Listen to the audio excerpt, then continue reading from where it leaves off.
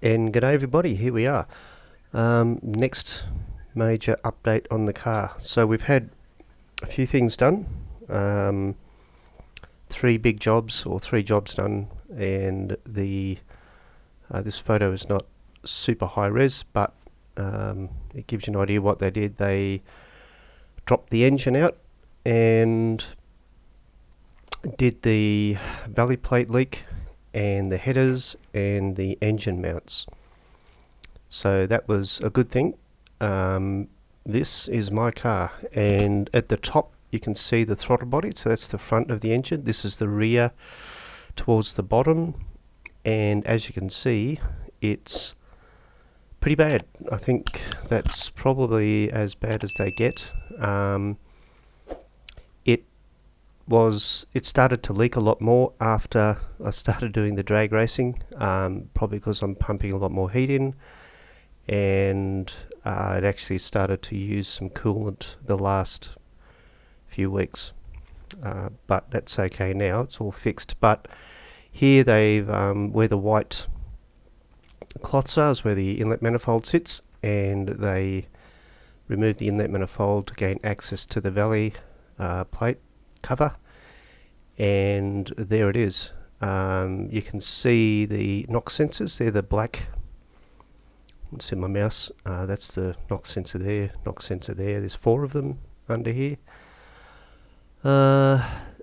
This rail here and this rail here are the direct injection high pressure injectors, and here's the inlet manifold. They're the low pressure port injectors, and that's inlet manifold, which I'm also going to do some work on in the future.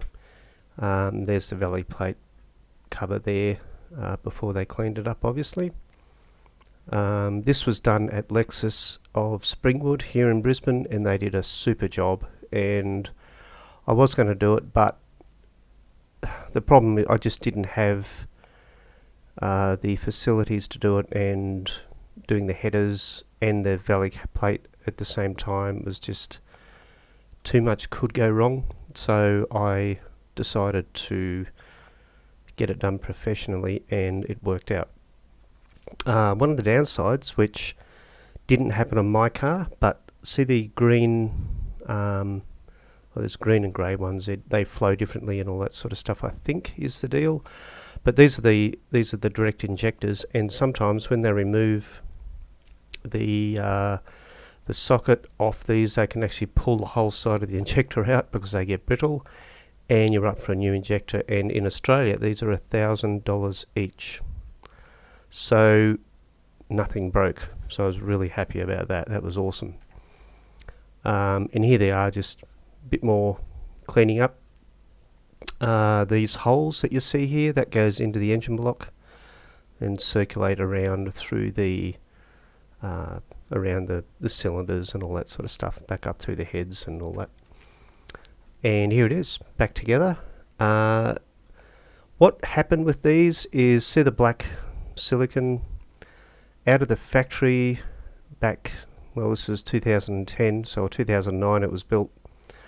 The original coolant and the original sealer reacted to each other over years, and that is what causes a lot of the leaks, is because it breaks down and they leak.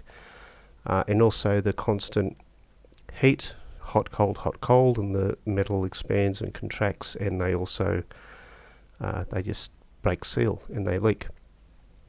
But it's all done and all clean, and they kept it overnight, pressure tested it, did the whole thing, and heat cycled, and it worked out brilliantly.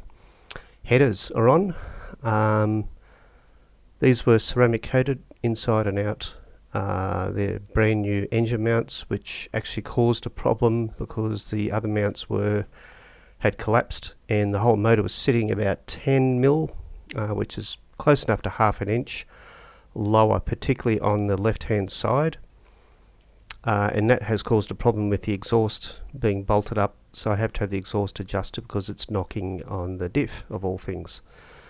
This is the passenger side, and again looks really good, much better than the old system. And here you can see the loop down here. This is where the steering shaft goes through, and in America it's a different system, of course, because it's left-hand drive.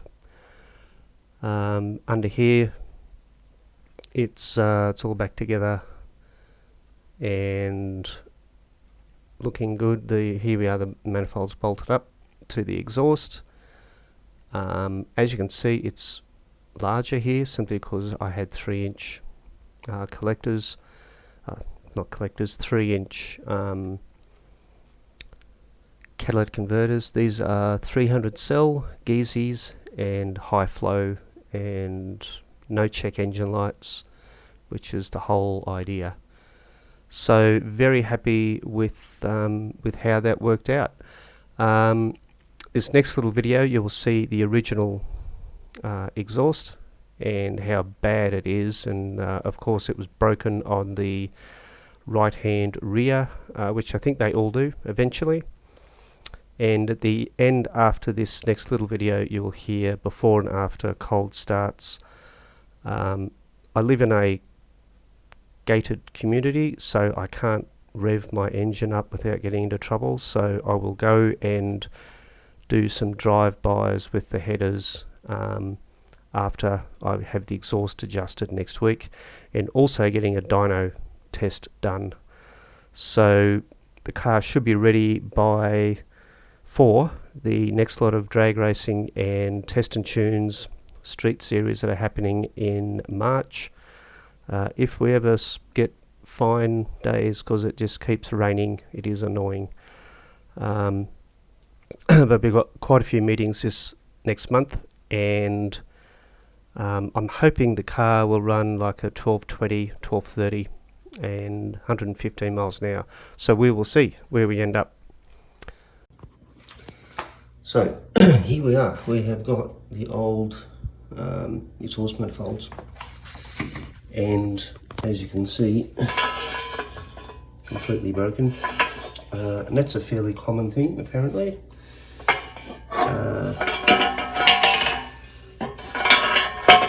Seriously, the worst design in the world. This is the only part that's any good, just here at the front. But where this comes in here, you've got all this merge, and that would be a huge heat spot, and that's why these keep fouling. And the passenger side is no better. It's just rubbish as well. So you can see why they make a decent horsepower when you bolt them up. So there you are. Cats, there's my foot. Cats are sold to a guy in America. So I'm going to cut them off and package them up and send them. So all 4 cats. So these are the primary and the secondary cats are going to America. So there you go.